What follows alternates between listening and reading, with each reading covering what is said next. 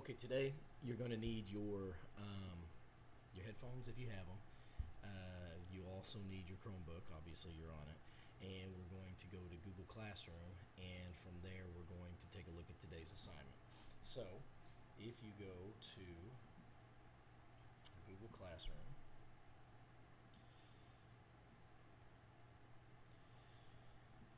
which I am doing now.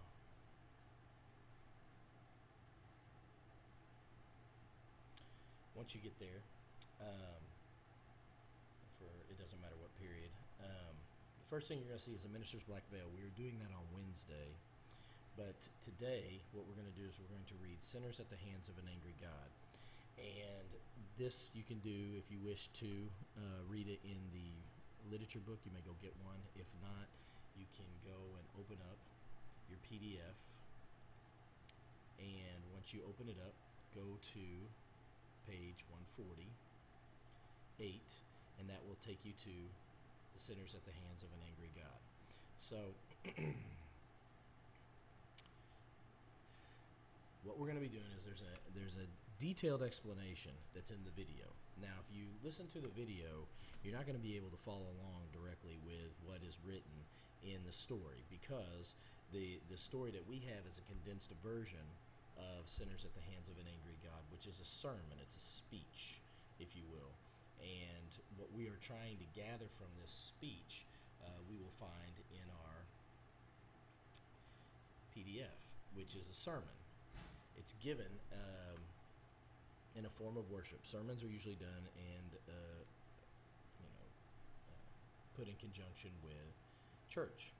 Now, this particular sermon is a form of oratory or speech that's given publicly, and it has certain elements that you will utilize whenever you're giving a speech. It is meant to persuade somebody of whatever point of view you're trying to get. So when the minister's in front of everybody, he is basically persuading you about it's wrong to sin.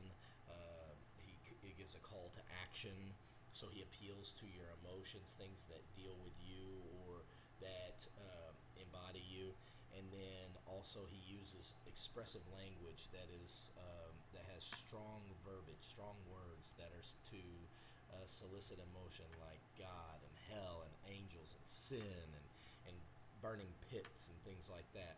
Now, as we read, some of this is kind of difficult to read, but other parts, if you use context clues, are able to understand what they're talking about. So what I want you to do is, before you get started, I want you to go and I want you to open up your notebook. And when you do, I want you to, on your notebook, I want you to primarily, let me get my notebook out here.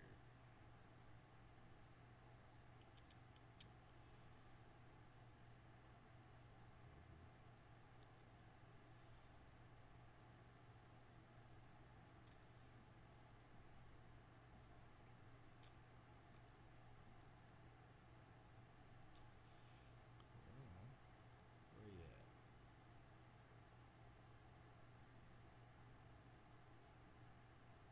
There it is, right in front of me. Getting old in my age. Okay, so once you get in your notebook, what I want you to do is I want you to create another tab, and when you do, I want you to create your vocabulary.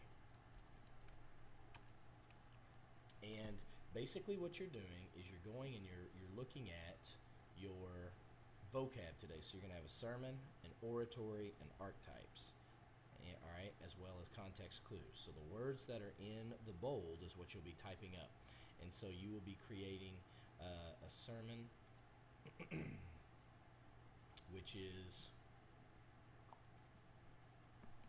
a sermon, oratory, archetypes, and context clues. And from there, I want you to put the definition of what you read. So you'll be looking at this, and you're going to put the definition and type that up. And then you're going to look at oratory, and you're going to put that up. And then you're going to look at archetypes, and then you're going to type that up. And so what you're going to do is you're going to have an ongoing vocabulary list, and this is going to help us whenever we have our assessment, that you have those words that are going to be in there and used, or examples of them in your assessments that we do. Next, I want you to basically begin reading Sinners at the Hands of an Angry God, and if you want, now you don't have to, but it will give you a good idea. If you decide that you want to hear a little bit more and at least hear what it sounds like, I want you to click on the hyperlink, and I want you to listen to primarily this full version of it. And, it's 24 minutes, but it has pretty good visuals on it, and they give pretty good idea. Like hearing him speak versus reading it is a lot different, because you can hear the enunciation of words, you can hear the tone of his voice, and the speed and strength of his system of how he talks, and that's going to make a difference in interpretation. When you are done with this, and you're done reading the story of Sinners at the Hands of an Angry God, then your assignment is to do critical reading 1 through 5, not literary analysis, okay? I want you to do critical reading. These are kind of concrete potential things, as well as interpretive. And you're going to do that 1 through 5, again, in your notebook. So then you'll go back to your notebook, and you're going to add another one, and this one is going to be Sinners at the Hands of an Angry God.